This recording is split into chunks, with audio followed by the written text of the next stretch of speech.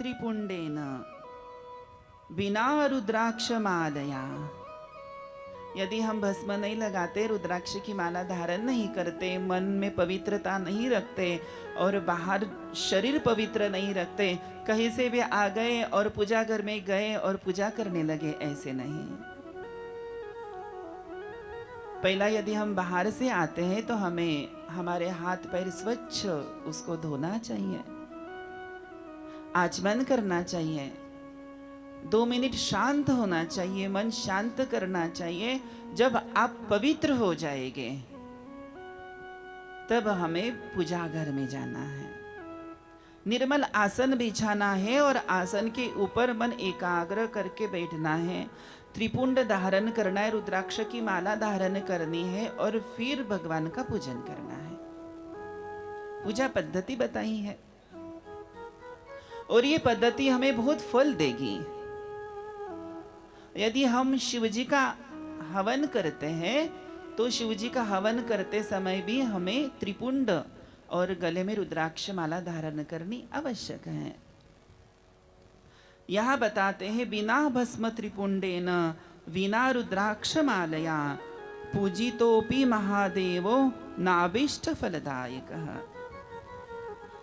कम से कम तिलक तो लगा सकते हैं ना, यदि नहीं है हमारे पास त्रिपुंड तो कोई बात नहीं, तिलक तो लगा सकते हैं, बिंदु तो लगा सकते हैं। और कहते हैं कि यदि हम तिलक नहीं लगाएंगे, सुचिता नहीं ग्रहण करेंगे, धारण करेंगे, पवित्रता धारण नहीं करेंगे, सुचिरभूत अवस्था में यदि हम नहीं होंगे और पूजा करने के लिए बैठेंगे तो इष्ट फल प्राप्त नहीं होता। इसलिए मन की पवित्रता और शरीर की पवित्रता बहुत आवश्यक है।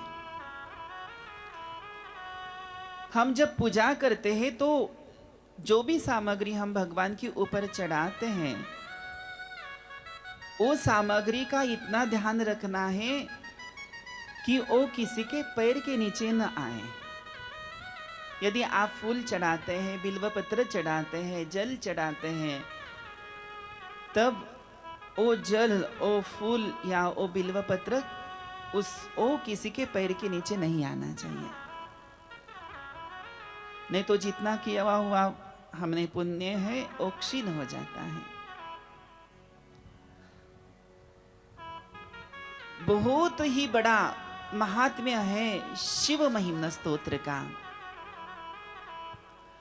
महेशान्ना परो देवो महिम्नो ना परा स्तुतिः अघोरान्ना परो मंत्रो नास्ति तत्वम गुरोः परम।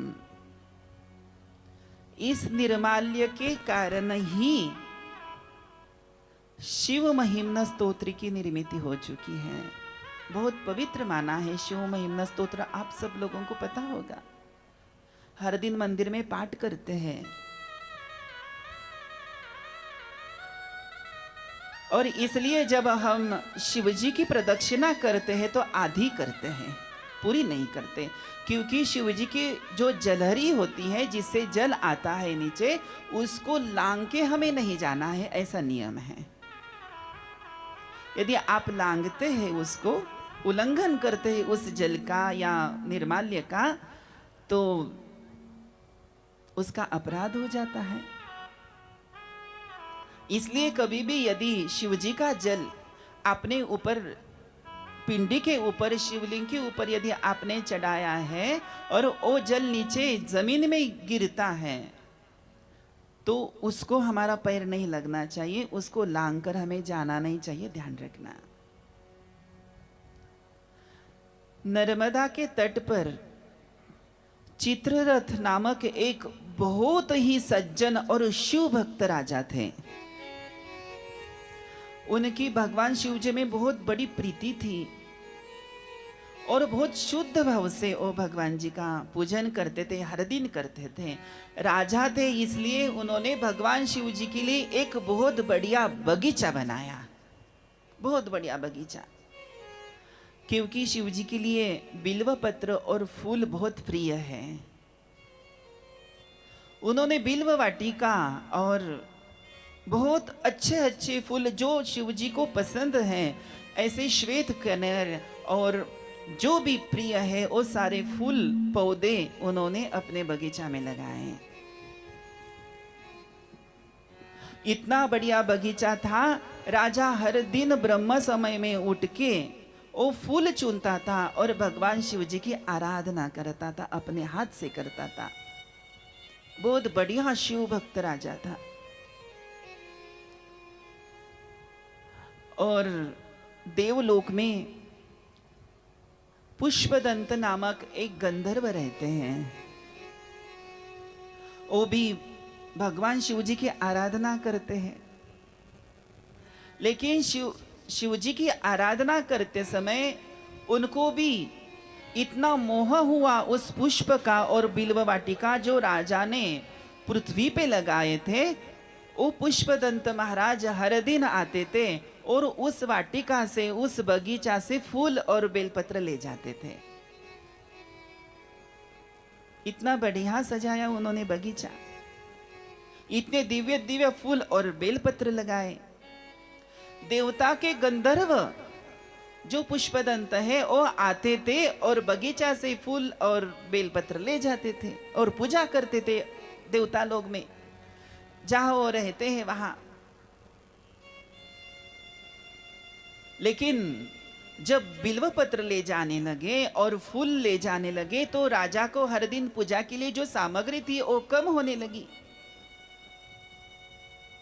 राजा ने अपने जो वहां माली थे उनसे पूछा कि क्या समस्या है, क्या दिक्कत है, फूल कम क्यों आ रहे हैं? हर दिन तो ये बगीचा वसंत ऋतु जैसा पूरा बाहर आ जाता है और बहुत दिन हो गए, अभी फूल की कमी क्यों आ रही है? कुछ कमी है तो बताओ। ओ माली कहता है कि हम हर दिन बगीचा बहुत अच्छा सिंचते हैं, बहुत बिल्कुल बराबर उसमें पानी देते हैं, बिल्कुल खत पानी देते हैं, लेकिन हमें पता ही नहीं। रात को तो सारे फूल दिखते हैं, लेकिन जैसे ही सुबह हम आते तो देखते यार एक भी फूल नहीं है, कहाँ चले जाते हमें पता ही नहीं। तो राजा ने एक उपाय किया कि बाबा जितने, क्योंकि शिव भक्त तो था ही, फूल आवश्यक, बहुत आवश्यकता है फूलों की, पत्रों की। तब उन्होंने रक्षक लगाए, द्वारपाल लगाए, बगीचा का रक्षा करने के लिए बहुत सारे ऐसे दूत लगाए। राजा है, किस चीज की कमी है? लेकिन उन दूतों को भी पता नहीं चलता था कि बाबा फूल कहाँ चले जाते थे।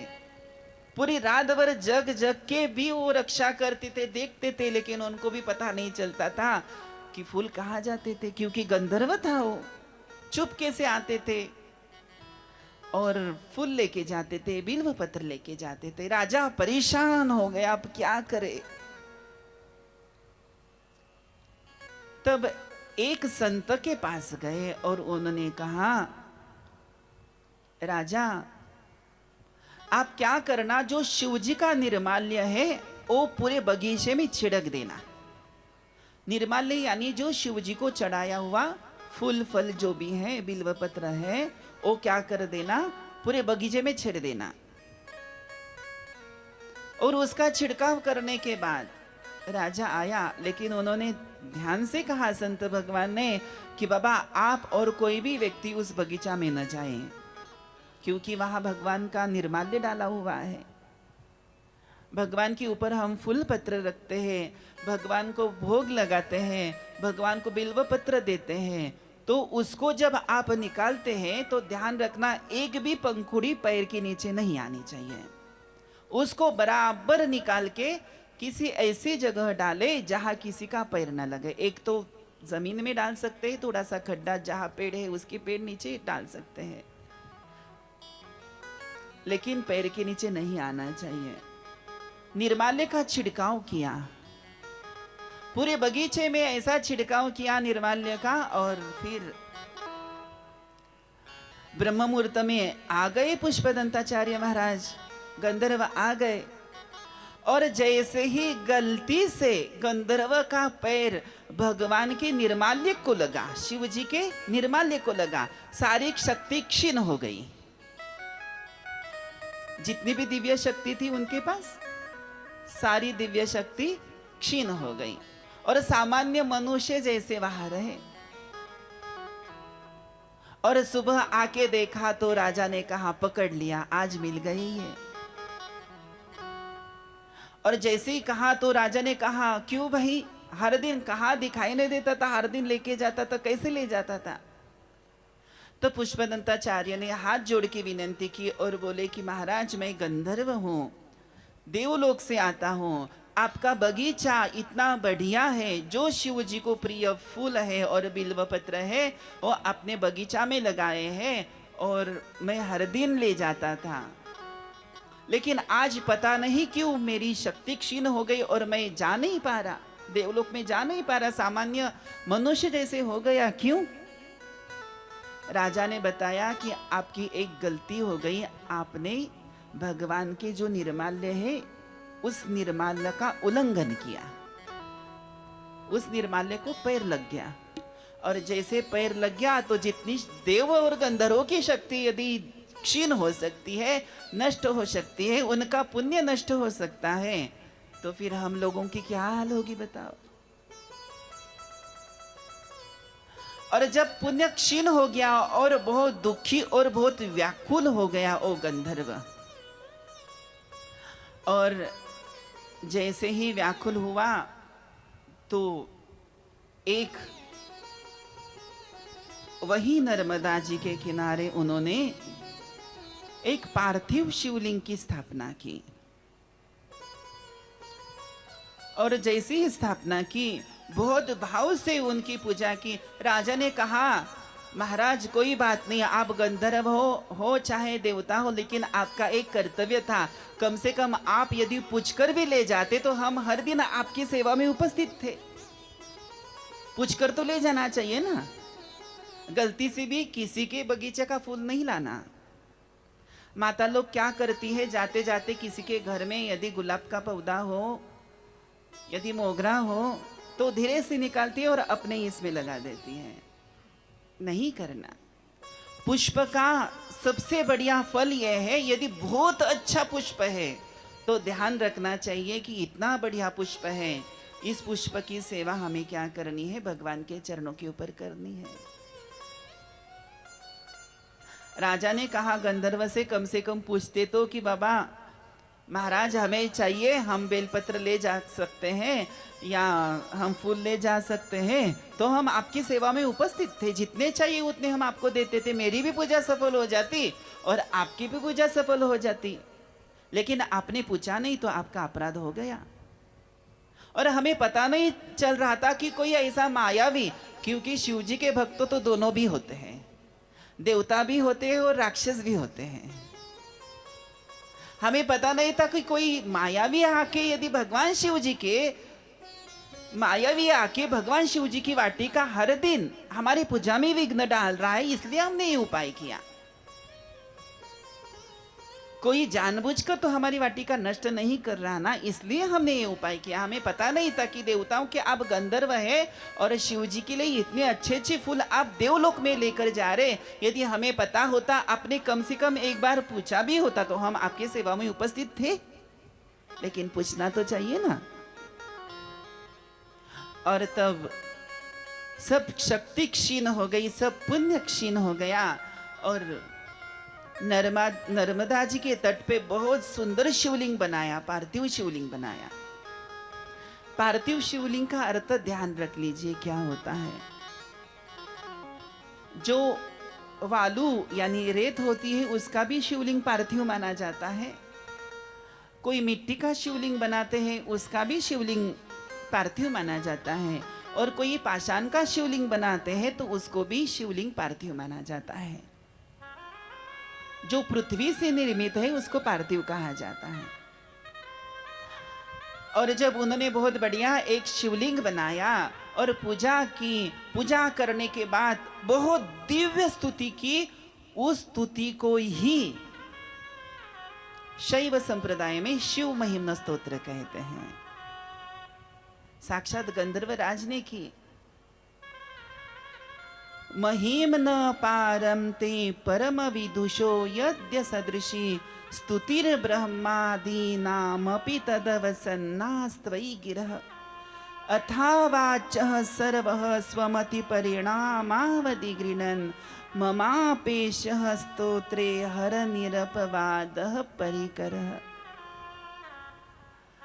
शिव जी भगवान की इतनी बढ़िया स्तुति की उन्होंने और अंतकरण में पश्चाताप हुआ और जो बहुत व्याकुल होके और बहुत भाव से उन्होंने शिव महिम्न स्तोत्र की रचना की तो साक्षात शिव जी प्रकट हो गए।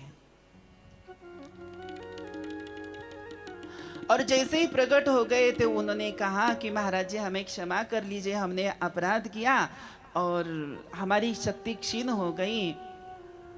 पुष्पदंताचार्य के साथ साथ राजा को भी दर्शन हो गए और साक्षात शिव जी का आशीर्वाद प्राप्त हुआ और कहा कि ये जो स्तुति है ये स्तुति मुझे बहुत प्रिय है, इसलिए शिव महिम्न स्तोत्र अतिशय प्रिय है भगवान को। हो सके तो हर दिन शिव महिम्न स्तोत्र का हमें पाठ करना चाहिए।